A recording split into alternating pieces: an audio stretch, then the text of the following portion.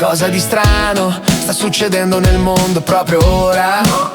Lo vedo dappertutto, dicono che un risveglio per Gesù Cristo sta scoppiando. Dalla Germania alla costa d'Italia, dalla Corea alla Nuova Zelanda. Sì, l'ho visto, è un'onda dopo onda. E giù in Australia la gente sta in piedi a gridare contro la bugia, perché qualcosa di strano sta succedendo in tutto il mondo. Un coro si sta accendendo e la vera storia viene raccontata. Christ is King, Christ is King. È un suono che sento nelle ossa. Christ is King, Christ is King. Una canzone nuova sulle vecchie pietre. Sì, qualcosa di strano sta arrivando. La verità sale sempre a galla. Questa è la volta buona.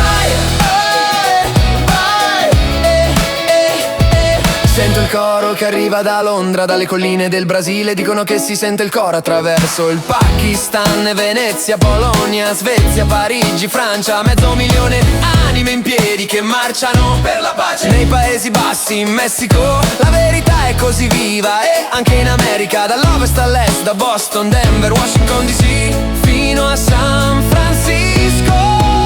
Perché qualcosa di strano sta succedendo in tutto il mondo. Un coro si sta accendendo e la vera storia viene raccontata. Christ is King, Christ is King. È un suono che sento nelle ossa. Christ is King, Christ is King. Una canzone nuova sulle vecchie pietre. Sì, qualcosa di strano sta arrivando.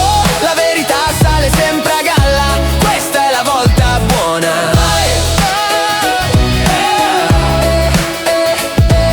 In tanti hanno pregato per questo, l'hanno chiamato un'ultima luce, un risveglio finale, prima che il buio regni.